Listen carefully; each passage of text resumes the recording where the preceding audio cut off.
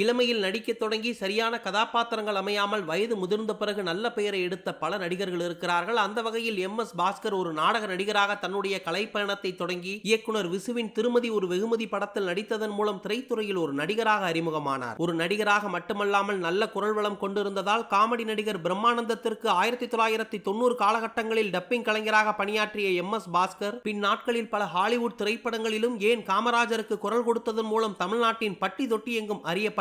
எம்.எஸ்.பாஸ்கர் வெள்ளித்திரை மட்டுமல்லாமல் சின்ன பாப்பா பெரிய பாப்பா என்ற சின்னத்திரை தொடர் எம்.எஸ்.பாஸ்கருக்கு மிகப்பெரிய அளவில் பெயரை கொடுக்க காமெடி, குணச்சித்திரம், வில்லன் என பல பரிமாணங்களில் ஒரு சிறந்த நடிகராக உருவெடுத்தார் எம்.எஸ்.பாஸ்கர். அப்படி மொழி, 8 தோட்டாக்கள், இரும்புக்கோட்டை, முரட்டு சிங்கம் போன்ற திரைப்படங்களின் மூலம் தனது நடிப்பு திறனை தமிழ் சினிமாவுக்கு நிரூபித்திருந்தார் எம்.எஸ்.பாஸ்கர். 64 வயதாகும் எம்.எஸ்.பாஸ்கரின் மகன் ஆதித்யாவும் தமிழ் சினிமாவில் ஒரு நடிகராக இருக்கிறார். மேலும் எம்.எஸ்.பாஸ்கரின் மகள் இவரைப் போலவே ஒரு டப்பிங் கலைஞராக பல கதாநாயகிகளுக்கு குரல் கொடுத்து வருகிறார். நடிகர் சாம்ஸ் தமிழ் சினிமாவில் சிறந்த துணை காமெடி நடிகர்களில் இவரும் முக்கியமானவர். திருச்சியை பூர்வீகமாக கொண்ட சாம்ஸின் இயற்பெயர் சுவாமிநாதன். பார்ப்பதற்கு சிறு வயதில் ஒரு சாயலில் நடிகர் சந்திரபாபு போலவே இருந்ததால் நண்பர்கள் அளித்த ஊக்கத்தின் பேரில் சினிமாவில் நடிக்க வேண்டும் என்ற ஆசையில் சென்னைக்கு வந்து பல வாய்ப்புகளை தேடி சரியான பட வாய்ப்புகள் கிடைக்காததால் கிரேசி மோகனின் நாடகக் குழுவில் இணைந்து ஒரு நாடக நடிகராக தனது வாழ்க்கை பயணத்தை தொடங்கினார். பின் தனது நடிப்பு திறனை வளர்த்துக் கொண்டு நீண்ட போராட்டத்திற்கு பிறகு 1998ஆம் ஆண்டு நடிகர் அஜித்தின் காதல் மன்னன் திரைப்படத்தில் ஒரு நடிகராக அறிமுகமானவர்.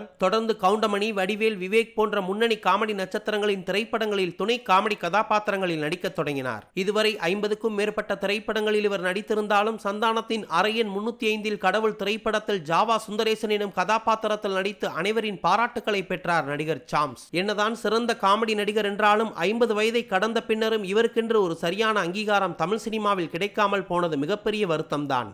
செல் முருகன் ஒரு காமெடி நடிகராக இவரை நம்மில் பல பேருக்கு தெரியும். குறிப்பாக நடிகர் விவேக்குடன் இணைந்து பல திரைப்படங்களில் காமெடி காட்சிகளில் கலக்கி இருப்பார். சினிமாவில் நடிக்க வருவதற்கு முன் ஆரம்ப காலகட்டங்களில் நடிகர்களுக்கு செல்போன் வியாபாரம் செய்து வந்ததால் பின்னாட்களில் இவர் செல் முருகனாக அறியப்பட்டார். அந்த நேரத்தில் நடிகர் விவேக்கின் மேனேஜராக பணிபுரியும் வாய்ப்பை பெற்ற செல் முருகன் விவேக் இறக்கும் வரை அவருடனே இருந்தார். செல் முருகன் நடிகர் விவேக்கை ஒரு அண்ணனைப் போல கண்ணும் கருத்துமாக கடைசி வரை பார்த்து கொண்டார். விவேக்கும் செல் முருகனை ஒரு மேனேஜராக மட்டும் பார்க்காமல் ஒரு சகோதரனை போல கவனித்துக் கொண்டார். கவுண்டமணி செந்தில் கூட்டணி எப்படி இருக்குமோ அதே போல விவேக்கும் செல்முருகனும் இணைந்து பல திரைப்படங்களில் தங்களது அசாத்திய காமெடி காட்சிகளை காட்டி ரசிகர்களை வயிறு குலுங்க சிரிக்க வைத்தார்கள். நடிகர் விவேக் அவர்களின் கடைசி ஆசையான 1 கோடி மரம் நடும் திட்டத்தில் அவர் விட்டு சென்ற மரம் நடும் பணியை தொடர்ந்து கொண்டுதான் இருக்கிறார் செல்முருகன். தமிழ் சினிமாவில் நடிகர் விவேக்கிற்கு யார் உண்மையாக இருந்தார்களோ என்று தெரியாது. ஆனால் செல்முருகன் கடைசி வரை விவேக்கிற்கு ஒரு உண்மையான நண்பனாய் இருந்தார். தமிழ் சினிமாவில் நகைச்சுவை கலந்த வில்லத்தனத்தை காட்டி ரசிகர்களை வயிறு குலுங்க சிரிக்க வைத்த நடிகர்களில் ரவிமரியாவும் ஒருவர். விருதுநகரை பூர்வீகமாக கொண்ட ரவிமரியா இயக்குனராக வேண்டும் என்ற ஆசையில் சென்னைக்கு வந்து எஸ்.ஏ. சூர்யாவிடம் குசி திரைப்படத்தில் உதவி இயக்குனராக பணிபுரிந்து கொண்டிருந்தார். அப்படி 2003ஆம் ஆண்டு ஜீவாவை வைத்து ஆசை ஆசையா என்ற திரைப்படத்தை இயக்கியிருந்த ரவிமரியா ஒரு இயக்குனராக தமிழ் சினிமாவில் அந்த திரைப்படத்தின் மூலம் அறிமுகமாகி 2010ஆம் ஆண்டு நட்டி நடராஜை வைத்து மிளகாய் என்ற திரைப்படத்தை இயக்கி அதில் கஜேந்திர என்ற கதாபாத்திரத்தில் நடித்து புகழ் பெற்றார். அந்த திரைப்படம் வெற்றி அடைந்திருந்தாலும் அதன் பின் ரவிமரியா வேறு எந்த திரைப்படத்தையும் இயக்கவே இல்லை. மனங்கொத்தி பறவை, தேசிங்கி ராஜா போன்ற திரைப்படங்களில் நகைச்சுவை கலந்த வில்லத்தனங்களில் நடித்து இயக்குனர் எழிலின் ஆஸ்தான நடிகர் என்ற அந்தஸ்தை பெற்ற ரவிமரியா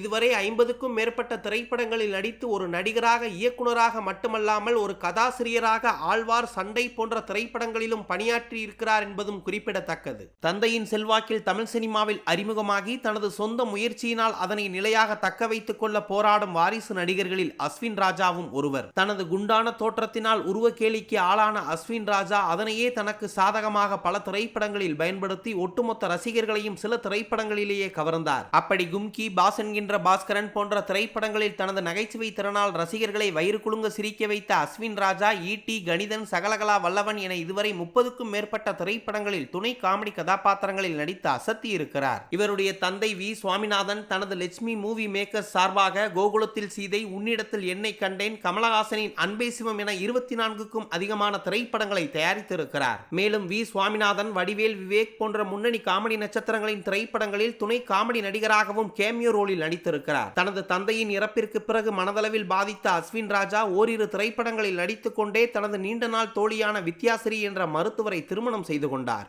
கொட்டாச்சி ஒரு காமெடி நடிகராக இவரை நம்மில் பல பேருக்கு தெரியும். சினிமாவில் நடிப்பதற்கு தேவையான முக வசீகரமோ அழகோ இல்லாவிட்டாலும் தனது திறமையை மட்டும் நம்பி பொள்ளாச்சியிலிருந்து சென்னைக்கு வந்து பல சினிமா கம்பெனிகளில் வாய்ப்பு தேடிக் கொண்டிருந்தார். அதன் பின் நடிகர் விவேக்கின் உதவியால் அவரின் பல திரைப்படங்களில் நடிக்க தொடங்கியவர். ஒரு கட்டத்தில் தமிழ் சினிமாவில் முன்னணி காமெடி நட்சத்திரங்கள் பலரின் திரைப்படங்களில் துணை காமெடி நடிகராக நடித்து அசத்தி இருந்தார். இதுவரை 100 திரைப்படங்களில் நடித்திருக்கும் கொட்டாச்சி 2024ஆம் ஆண்டு கழுமரம் என்ற திரைப்படத்தை சொந்தமாக இயக்கி அதில் தானே கதாநாயகனாக நடித்து பலரின் பாராட்டுகளையும் பெற்றார். தனது ஆஸ்தான குரு விவேக்கின் இறப்பிற்கு பிறகு மனதளவில் நொந்து போயிருந்த கொட்டாச்சி சமீபத்தில் அளித்திருந்த பேட்டியில், என்னை வாழ வைத்த தெய்வம் விவேக் தான். அவர் கொடுத்த தன்னம்பிக்கையால் தான் நான் சினிமாவில் இவ்வளவு தூரம் உயர்ந்தேன். ஏன் எனது மகளையும் தமிழ் சினிமாவில் ஒரு குழந்தை நட்சத்திரமாக அறிமுகப்படுத்தினேன். சின்ன கலைவாணர் விவேக் இருந்தபோது மட்டுமல்ல, அவர் இறந்த பின்னும் அவருக்கு நன்றியுள்ளவனாக இருப்பேன் என மனம் கலங்கி தெரிவித்திருக்கிறார் நடிகர் கொட்டாச்சி.